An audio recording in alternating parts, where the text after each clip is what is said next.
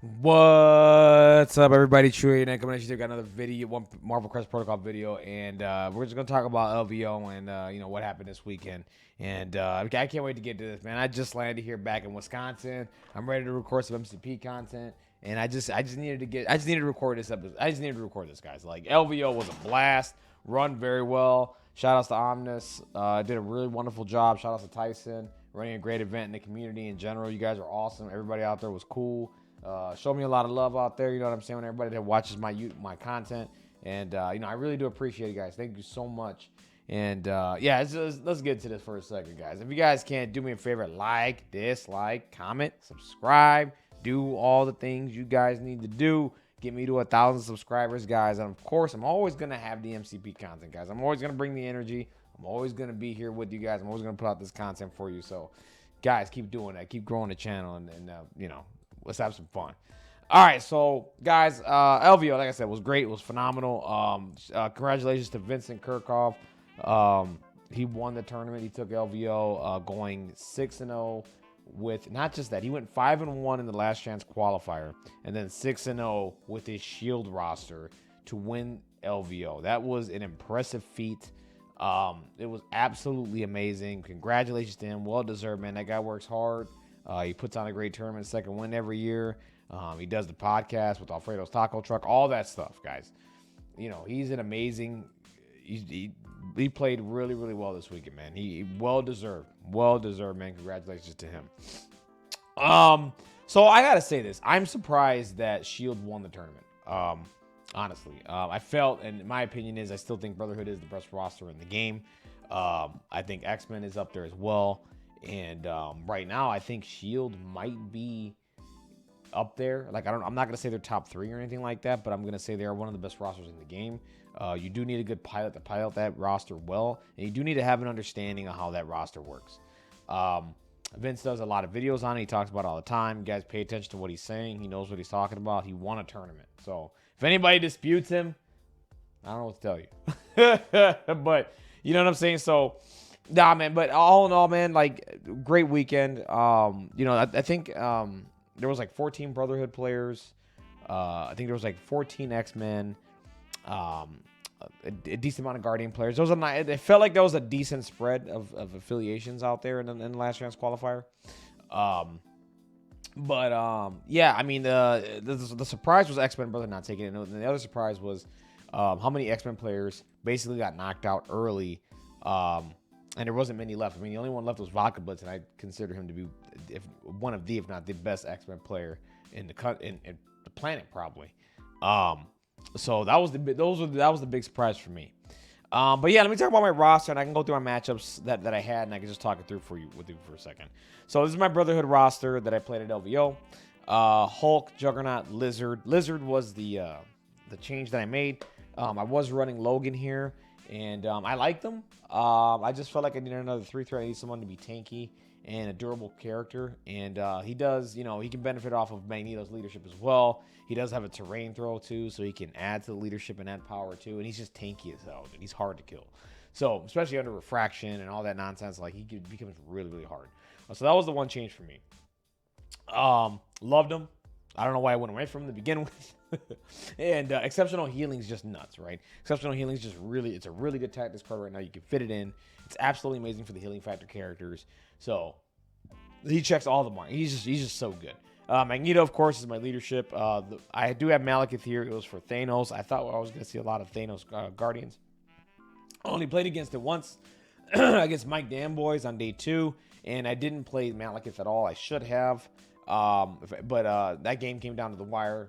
And if I had Malik, I think I'd probably win that game. Not sure. But that's okay. I brought him in once this entire weekend, and it worked out the way I thought. So that's really cool. Mystique, I played her leadership the most. I think I played her leadership 4 times out of 6. Out of the 6 games I played, her leadership is just absolutely amazing. She's an amazing character with deception. She just checks all the boxes. I mean, she's just absolutely amazing. I had a crazy turn when I played against Farmer where I did a Do You Know Who I Am in Toad. Threw Toad backwards, right? And I hit the terrain feature. You can't brace it because, well, you can't because it's during Mystique's turn. So threw her right in front of Mystique. Mystique shot twice, did enough damage, and then blew up the terrain feature that I threw Toad on. Did the flat 2 damage, and then Toad dropped the token. And then from there, it is what it is. That was a really fun play to do. Pyro's just absolutely amazing. Pyro's just a great character. Firewall is just an amazing superpower. Root and slow goes a long way. It really hampers Thanos if you play against Thanos or any of the characters that use a lot of power. Firewall works a lot. I mean, him putting on Incinerate, Pyrotechnics, which I pulled off once this weekend, which is really cool. Just absolutely amazing. Pyro's everything that I thought he'd be, and he's really cool. Rogue, she finally came through for me for once in her life. I was playing against Guard. She's always been amazing, by the way. It's just my personal opinion. Like when I play the character, nothing really happens for me sometimes. But this weekend, I played her once, and it was just, she did everything that I thought she would, and helped me win a game against Guardian. So Mystique Rogue is probably one of the better 4 threats in the game. She's absolutely amazing. She's got everything. Like she's just great, right? Apex Sabretooth is nuts. Okay, this character does a lot of work. If you give him the power, he's absolutely a menace. And if you're not playing this character, I don't know what to tell you, but this character is absolutely a menace, and he's actually fun to play. I'm not gonna lie to you. Like he's good, right? He's in my roster because he's good. But if you weren't making a roster that you're trying to like min-max or whatever the case may be, this character is just fun to play. Like his pounce medium is crazy. He has a terrain throw, which is nuts. I mean, stop squealing and die. The other thing is too, his superpower names are hilarious. Like stop squealing and die. Like when I say that to somebody, I'm just like, I laugh a little bit, I chuckle a little bit. It's like I'm thinking of him choking the hell out of Wolverine. But like, he's just a fun character, man. He's absolutely amazing, and it just helps that he's good. Like, but he's just a fun time. He's just great. He only had one bad performance for me all weekend, which he couldn't kill Bullseye on a pounce. But that stuff is gonna happen every now and then. But I'm not gonna sit here and say because that happened he's whatever. No, he is everything he's lived up to be. He's great. Toad is, come on, he's the GOAT. He's my favorite character in the game. He's absolutely amazing. There's nothing more I need to say there. Demons Downtown, Riot, Sparts Over Extremis, and Scoundrels. I liked all 3 here. The one secure that I question is Scoundrels. I did lose 2 games on it against Criminal Syndicate and against Guardians. I think the Guardians game was more the dice finally turned on and I just ran out of gas. The other game I lost was against Criminal Syndicate. I just couldn't put a character down fast enough so that I could turn off Fisk's leadership for a little bit. If I do that, and one positioning error that I had, I probably win that game, but it didn't happen. So this is the one I'm going to look at the most and see what I can figure out. But I don't like intrusions. I know the Reds like playing intrusions. Don't like it. It's my personal opinion. I think it works for Magneto Brotherhood or whatever. If you want to make that work for you, go for it. Me, I just don't like it. It's failed on me more times than not. And when that thing fails, it real feels bad. So I'm good. This extract, guys. Listen, I'm AMG. I take another look at this extract, please. It's really good. When Brotherhood pull this and you just play Mystique's leadership, it's absolutely insane. I had a game against Jesse, one of the X-Men players that won one of the qualifiers. And I literally scored 7 points in my first turn. I picked up 4 Senators, okay? And not just that. And he was playing X-Men. And not just that. I was able to flip his back Mutant Madman trap. And it was just insane. So what happened with Jesse is he hopped, used the leadership, hopped with Storm, moved, picked up a Senator, and didn't remember that Storm couldn't move because you have a Senator. The fact that you can't move when you have a Senator is huge. Like, double moving is really strong. And if you can't find a way to move outside of your actions, you're screwed. You are screwed. And Brotherhood play this the best. Okay? Magneto or Mystique. Okay? And I had a Demons Downtown with this combination. I just played Magneto's leadership and just dropped them. I just dropped everybody because they couldn't move. So it was just whatever. You know what I'm saying? So this is nuts. Scrolls Infiltrate World Leadership. I played this once. It was against Ryan Farmer. We played it. It was Web Warriors against Criminal Syndicate. I'm sorry, Web Warriors against my Brotherhood. And I like it. It's parity. Was also the secure was Extremis as well. So that was really cool. So we ended up playing this one, and I like it a lot. I think this is a staple for me. I like that the points aren't too high, and I can just, depending on what the secure is, because the extra I score a little bit too slow, I can just play a little positioning game and like try to win the secures and try to get a few dazes and do what I need to do, and eventually pick up the third scroll or something like that, so I can be an advantage at extracts and then just take the game from there. Really good one. Montesi, I think, is really good. I'm sad. I'm not sad. The beam isn't as good as it used to be because you can't roll in crits anymore. You can't add additional dice or modify your dice at all. So this is just a flat 6-die attack. It's cool.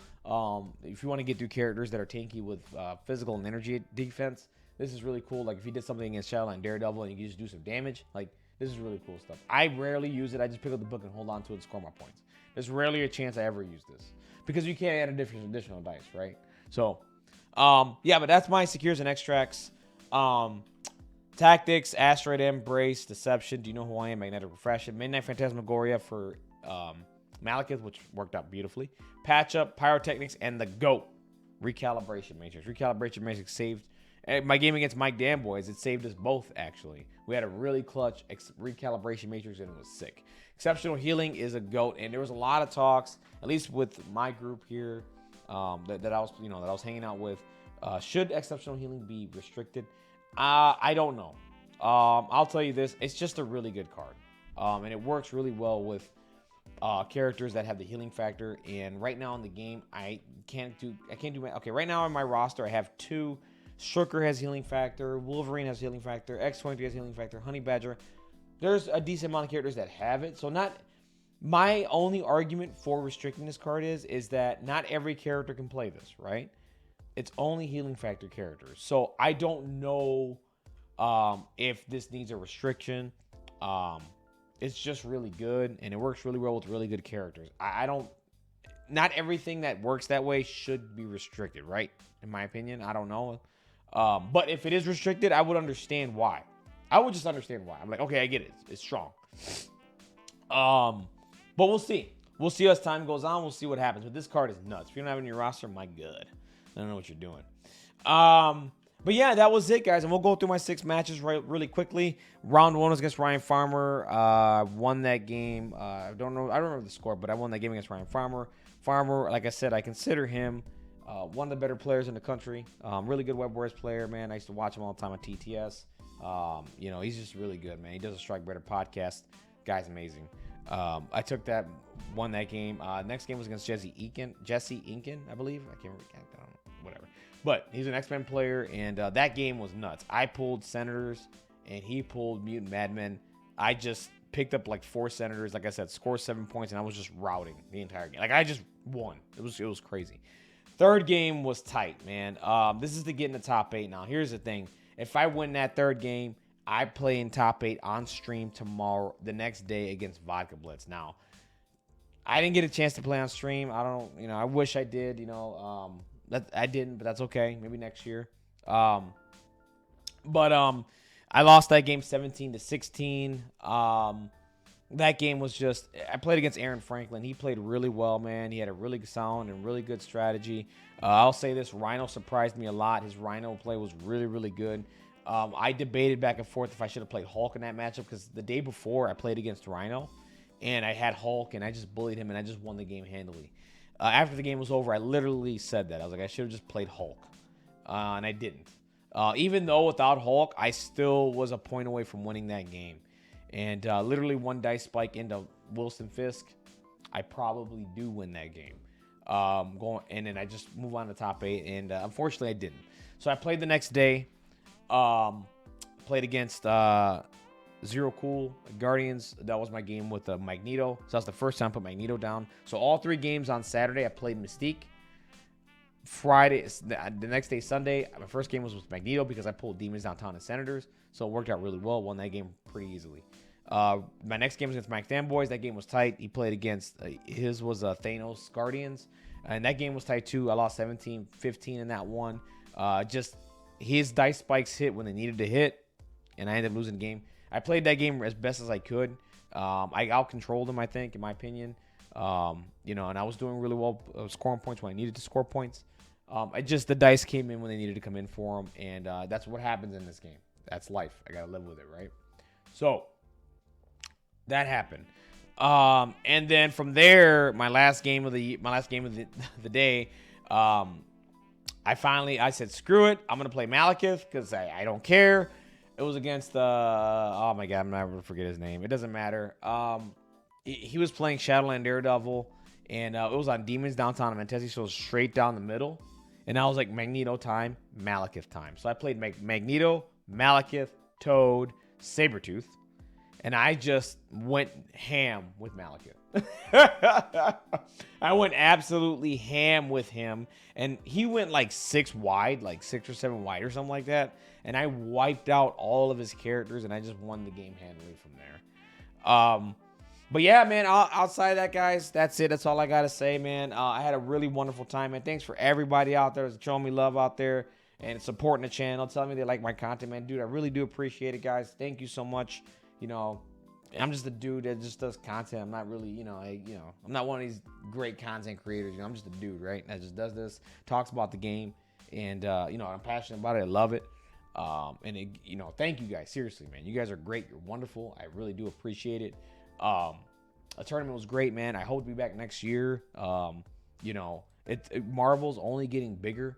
And this year it showed. There was a lot of people that wanted to play just casual Marvel. And it was absolutely amazing.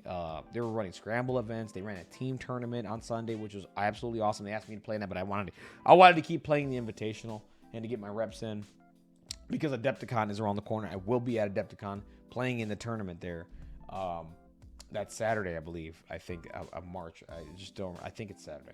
But yeah, I'll be there playing in the tournament. And then, there's other tournaments I want to go to this year. We'll see if I make it. I don't know. Money's got to be right, and timing's got to be right. You know what I'm saying? So we'll see what happens. But yeah, guys, wonderful time, man. If you haven't been to LVO, go to LVO. Seriously. And that's it, guys. That's all I got. My voice is spent. I'm going to go relax the rest of the day and just have a good time. You guys have a wonderful, blessed day. Keep playing Marvel. Go to tournaments. Do what you need to do, guys. And, of course, like, dislike, comment, subscribe. I'm going to have more MCP content coming up, guys. Take care. Have a wonderful, blessed day. Keep playing Marvel.